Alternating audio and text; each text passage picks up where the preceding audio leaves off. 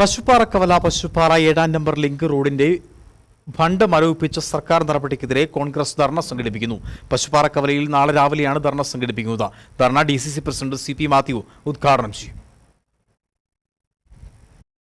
25 വർഷമായി തകർന്നു കിടക്കുന്ന പശുപ്പാറക്കവല ആലമ്പള്ളി റോഡ് നവീകരിക്കാൻ അനുവദിച്ച ഫണ്ട് മരവിപ്പിച്ച സർക്കാർ നടപടിക്കെതിരെ വ്യാപക പ്രതിഷേധമാണ് ഉയരുന്നത്. പരമ്പരാഗതമായി ഈ റോഡ് തകർന്നിട്ട് 25 വർഷത്തോളം കഴിഞ്ഞു. KSRTC അടക്കമുള്ള ബസ്സുകൾ 20 വർഷം മുമ്പ് സർവീസ് നിർത്തി.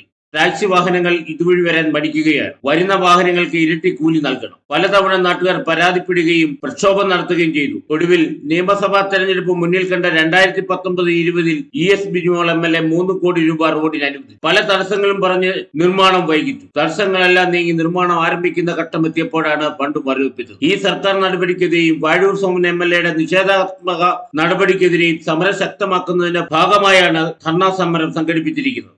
തകർന്നു കിടക്കുന്ന പശുപ്പാറക്കവല 7-ാം നമ്പർ ലിങ്ക് റോഡിന് വേണ്ടി അനവധിയായ സമരങ്ങൾക്കൊടുവിൽ ഫണ്ട് അനുവദിക്കുകയും ടെൻഡർ നടപടികൾ പൂർത്തീകരിച്ച് പണി തുടങ്ങാനിരിക്കെ ഫണ്ട് മരവിപ്പിച്ച സർക്കാർ നടപടിക്കെതിരെ മണ്ഡലം കോൺഗ്രസ് കമ്മിറ്റിയുടെ നേതൃത്വത്തിൽ ഈ വരുന്ന 29-ാം തീയതി ഞായറാഴ്ച രാവിലെ 9:30 മുതൽ പശുപ്പാറയിൽ വെച്ച് വൻപിച്ച ധർണ നടത്തപ്പെടുകയാണ്. മണ്ഡലം പ്രസിഡന്റ് ഷാൽ വെട്ടിക്കാട്ടിൽ അധ്യക്ഷത വഹിക്കുന്ന യോഗത്തിന് DCC president Shri CP Mathew ഉദ്ഘാടനം ചെയ്യുന്നതും DCC മണ്ഡലം ബ്ലോക്ക് ഭാരവാഹികൾ ഈ പരിപാടിയിൽ പങ്കെടുക്കുന്നതും അതോടൊപ്പം തന്നെ ഈ റോഡിന്റെ ഉപഭോക്താക്കളായ ഏകദേശം 4ഓളം വാർഡിലെ പ്രവർത്തകരും ഈ ധർണയിൽ പങ്കെടുക്കുന്നതാണ്.